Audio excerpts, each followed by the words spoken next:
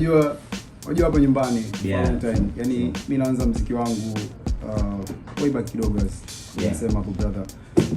Nimepata support kubwa na nimepata power kubwa kupitia Good Media. Unajua kupitia brother Zabe since way back mko kunisupport.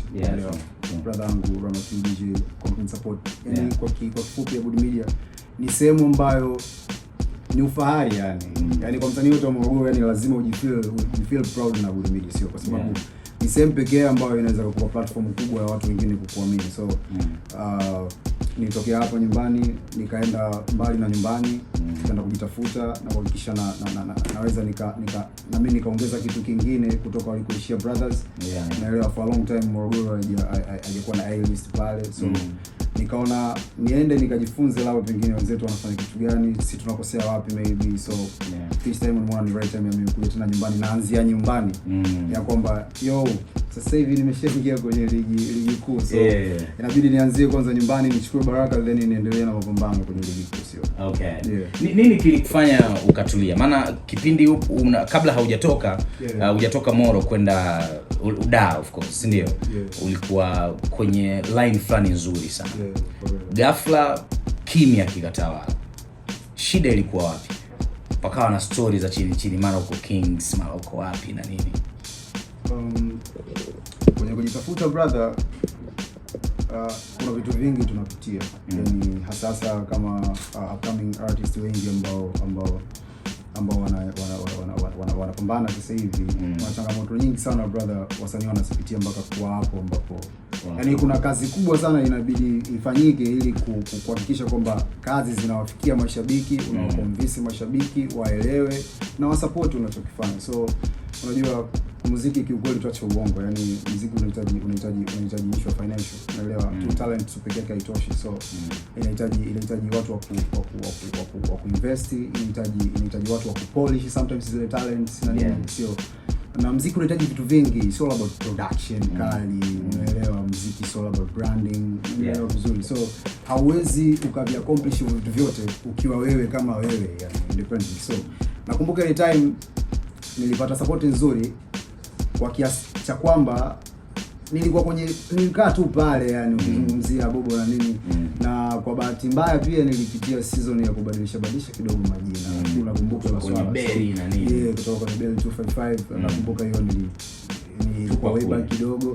So nilipokutana pia na watu ambao hivyo wakati napambana kuingia kwenye record labels sikufanikiwa kwa kweli, na haikwenda vile ambavyo mimi nilitaraji. Haikuenda na matarajio.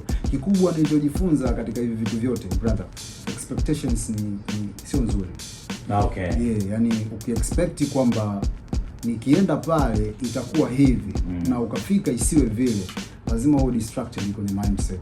Na hicho ni moja kati ya vitu ambavyo pia vilinikuta mwanzo. Nafikiri ni utoto pia, kutokuwa na exposure kutosha na kutokuelewa vitu vile ambavyo vinaenda. So ikanifanya hapa katikati nikapitia vitu vingi, yani hata mwenyewe sikuwa sawa, yani stress nyingi, like unatamani kukata tamaa uache kabisa. Lakini unaona sometimes ukikaa unasikiza muziki watu wanafanya, unaona why not me? So mbona kawaida sana, afu mbona kama inawezekana hivi, unaelewa? So kilichokuja kunipa nguvu hapo mpaka narudi hivi ni baadhi ya brothers kuona talent. Shout out sana kwa mwanangu Yasir, yuko Omani pale. Mara nyingi sana yeye ndo alinitoa Morogoro. Alitoa Morogoro Yasir, akawa ananipambania kuingia Kings Music na nini. Haikuwa mbaya, siko Kings Music, lakini alhamdulillah ile ni familia yangu. Ya brother Ali na team ya Kings Music ni sehemu ya familia yangu, so maisha yanaendelea. Yani wakati unatoka kipindi ile ulikuwa una expect nini hadi unasema bana hizi mambo hizi sio kabisa? Au uliaminishwa nini? Kwa sababu kama kuna mtu alikuwa anakupeleka, alikuaminisha nini alafu hakijatokea? Unajua shida ni pressure. Sasa pressure inakuwa kwa mara nyingi inakuwa kwa mashabiki. Unaelewa? Unajua ikishafika sehemu ukishapata mashabiki, kama haukuwa na shabiki kabisa, ikafika stage ukapata mashabiki let's say hata 10, 15, 20, 100. Yani kuna namna ambapo wao wanataka wawe wakuone. Unaelewa? Kwa sababu kuna watu walikuwa wakinisikia kama muziki wako unaweza kukaa sehemu fulani wewe. Unajua wewe unaweza kukaa hapo, unaelewa? Kwa na mimi nikaona kweli yani mwanaweza kukaa pale fresh yani inawezekana kama iko pale yani inawezekana. So na nilipopata brother huyo alikuwa ni karibu sana, mtu karibu sana na Ali. Mtu karibu yani. Umeelewa? Kwa hiyo nilipompata pia nikasema yani imeisha tena mimi nakuwa pale. Imeisha yani nakwambia naenda kuacha kila kitu. Kwa hiyo lakini mwisho siku sasa ile kwangu ilikuwa inanikula mimi bila kujua. Unaelewa? So vitu ambavyo havikwenda tofauti, kwa sababu hivi vitu huwa vinataga chuki mwisho wa siku. Unajua na kuongelea negativity kwa watu kwa sababu tu expectations zako. Pengine hata yeye mwenyewe maybe hajui chochote kuhusiana na wewe unachofikiria kichwani au ulichokutana nacho. Unaelewa? Sometimes tunakutana na hivyo vitu kwa watu wa karibu wa watu wahusika tunaowafuata. So inavunja yani kiasi kwamba unaona mimi niliamini kabisa nikifika hapa itakuwa hivi yani. Alafu mwisho siku kumbe haiko hivi. So hicho kinaumiza sana mpaka uko mali akili ikubali. Inabidi take time. Okay, lakini wewe ulikuwa umejipigia mstari kwamba mimi naenda zangu hapa Kings nikidondoka hapa hii Tanzania nitaibeba mabegani haswa kwa sababu ya kigezo cha kufanya muziki yani muziki wa kibongo. Brother, mimi hakuna record label yoyote hapa Bongo. Narudia tena. Hakuna record label yoyote hapa Bongo ambao naweza nikakaa nisifit. Brother, I have something very different, bro. Okay. Very different. And I'm very proud of me. Kitu ambacho na haukioni hicho kitu kwa wasanii wengine. Yaani na vitu vingi ambavyo kuna wasanii wengi sioni wakivifanya. Nitakupa mfano. Bahati mbaya nyimbo nyingi ninazozitoa sasa hivi nikikwambia zina muda gani ndani, kuna mtu anaweza kusema wasanii wana tabia kujitengenezea namna ya stories na nini, lakini trust me, watu wangu wa karibu wanaelewa hicho kitu. Nitakupa mfano, kuna wimbo mimi nimefanya 2025. Nitaupiga leo. Okay. Tutambulisha ule wimbo bro, kuna siku nimeenda sehemu studio so story nzuri, nikaukuta kuna msanii mkubwa na record the same beat. Nilichokifanya bahati nzuri sio kwa ubaya. Nikasema okay, sasa huu muziki mimi nilifanya muda mrefu nao ndani. Nilikuwa na hofia kupeleka kwa sababu kila mtu anakuambia hichi, wewe anakuambia hichi, anakuambia hicho, no hiyo sio. Bro, nimekuta msanii mkubwa ana record verse kwenye hiyo ngoma. Yaani aina ya muziki ule. Beat ni the same beat. Hata nikikwambia ngoma gani you can feel. Unanielewa? Kama utaipiga hapo maana yake tutajua. Unanielewa vizuri. So utagundua nilichokifanya hiyo ngoma ya kwangu inaitwa Mayday. Okay, Mayday. Inaitwa Mayday.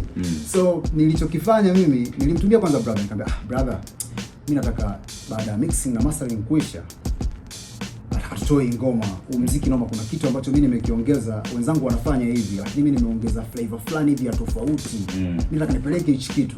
Baba kanaambia it's okay, sawa, tunaweza kufanya hivyo vitu. Lakini time kidogo tukawa nafikiri Yogo ndo alikuwa anataka kufanya mixing ya hiki kitu amaliza. So kuna namna kidogo ilitokea matatizo ya kifamilia sio. Kwa hiyo kidogo ikashindikana, ikawa project inachelewa. So ikabidi nihamishe project kwa producer mwingine. Sitaki kumlaumu producer kwa sababu mwisho siku nikaja kugundua kitu kingine. Producer Dogo, mimi naamini sana watu wenye talent kuliko majina ya watu kuliko. Hata Dogo nilifanya naye kwa mdogo tuchalie, amekuja kwa mwanangu Pablo pale nini kama madogo wadogo wa underground producers ambao wanajifunza kutoka kwa brothers sio. Kwa hiyo wakati wamepiga wanatumia sample, kumbe watu wa singeli. Sasa mimi nikamwambia sitaki kupiga piwa singeli kwa sababu mimi sio mtu wa singeli. Lakini nataka nifanye kitu ambacho kuna wenzangu inawezekana hawajakifanya. Kantie vibe kidogo. Umeelewa? So alipopiga nikaja nikamsikilizisha sasa meneja wa msanii. Bwana brother, sikiliza, umeona hii clip? Na clip ninayo ni record, ukiangalia hata muonekano wangu sasa hivi na kipindi hicho is a long time. Nikamsikiliza akaniambia mbona hiyo ndio ile beat ya ndani? Tunayopiga. Ndio tunayopiga mwanangu. Nikamwambia kaka, angalia clip imerekodiwa lini, tarehe ngapi, clips inaonyesha toka 2025 kule. Nifanyaje sasa? Wenzangu wana nguvu na majina tayari. So mimi hata nikitoa mtu anakuambia madogo kipaji kwa siku hizi. Ndio maana anko wangu H Baba nilisikia interview yake alisema madogo wa siku hizi hakuna msanii ambaye atafanya muziki utakaa kwa 40 years whatever, watu watasikiza miaka. Bro, that's not me. Sio mimi bro. Yaani kwenye hilo Baba anazungumzia Gen Z. By the way, kwa sababu mimi pia sio Gen Z. Okay. Ndio vizuri. Ni above Gen Z. Kabisa. Mambo ya tisinzi huko. Kimziki naweza nikawa generation Alpha, yaani shafuka kwenye Gen Z wako kule. Bro, Gen Z unaweza kuonekana na nani bro? Ewe Gen Z unaweza kuonekana na mtu gani? Sijaona mtu ambaye unaweza kusema Gen Z anaweza kabato sisi tufanye kitu gani. Ndio maana tunakuta katika project zangu thinking capacity yangu yote inanipeleka kufanya na Legends kwa sababu naweza nikapata kitu ninachotaka kutoka kwao. Okay. Yeah. Sawa. Games sasa hivi ushindani mkubwa sana lakini na miaka inakimbia. Yeah, kama ambavyo unasema wewe sio Gen Z, tayari umeshavuka huko. Miaka inaenda, ni muda mrefu sana. Najua kuna mashabiki zako wengi ambao wanakujua tangu Belly 255, si ndio? Mpaka leo unavyoendelea kukaa kimya, sidhani kama wanajua changamoto ambazo wanakutana nazo. Wao wanataka kuona kazi. And plan ni nini sasa kuhakikisha unakidhi mahitaji ya mashabiki, kwa sababu kweli unajua kitu unacho, unatupa nini mashabiki ili tuendelee kukushabikia? Sasa plani pekee ambayo niko nayo mimi na mindset yangu na timu ambayo niko nayo sasa hivi ni kuachia ngoma back to back. Yaani sitaki kukaa chini nianze kujistress eti like nifikishe namba fulani niwe na namba hizi na hizi niache goma liondoke. No, mashabiki akiamua ngoma ziondoke zitaondoka bro. Yaani sina time ya kusema kwamba ngoja nisubirie hili mpaka liondoke. No, yaani mimi ni back to back bro. Ukienda pale kwenye digital platforms zangu pale utakutana na package bro. Yaani nina package kuanzia mtoto mdogo mzima bro. Yaani niko nao yani never stop till I die. Okay. Na nimedhamiria kufanya hichi kitu brother. Okay. Na nataka kuwa aware sana katika hilo. Mpango tena wa kuwa kwenye lebo ya mtu huo huko umeshautoa kichwa? No, hapana. Kwa sasa hivi kuwa kwenye record label uongo. Hapana kwa kweli. Najua nafahamu vitu vingi. Sio kwamba eti mimi mjuaji, hapana. Nafahamu vitu vingi kwenye muziki. Vinavyoendelea kwenye record labels. Zina faida yake. Okay. Lakini mimi nimechagua kuwa hivi independent. Yaani pengine labda umeziona hasara nyingi ambazo watu hawazioni. Mimi personally. Yeah. Of course sioni sababu mimi hapo kwenye record label for real kabisa. Otherwise. Kwa sababu unatakiwa kuelewa kitu kimoja bro. Kinachotuumiza mara nyingi sisi wasanii ambao hatujapata majina na vitu vingine ni njaa na matamanio. Unaelewa vizuri? Njaa na matamanio makubwa, yani ya kufika pale haraka. Umeelewa? Bro, muziki ni business. Mtu anakuja kwako, anaona talent yako, ana invest milioni 100, milioni 200, mpaka ameinvest amekubali bro. Kakiona kitu bro, kaona biashara. Yule ni mfanya biashara. Hakuna mtu anayekuja kukusaidia bro. Yaani kwamba eti msaada yani nikusaidie. No bro, hiyo ni business. Kwa kama ni business, yani you have to be aware. Lazima ujue kabisa kwamba mimi na sign huu mkataba. Ili kesho usije ukalalamikia watu kwamba walinipiga. Wakati mwenyewe ulikubaliana na hivyo vitu. So mimi sitaki kuingia kwenye swala lawama kaka. Mimi record label for now no.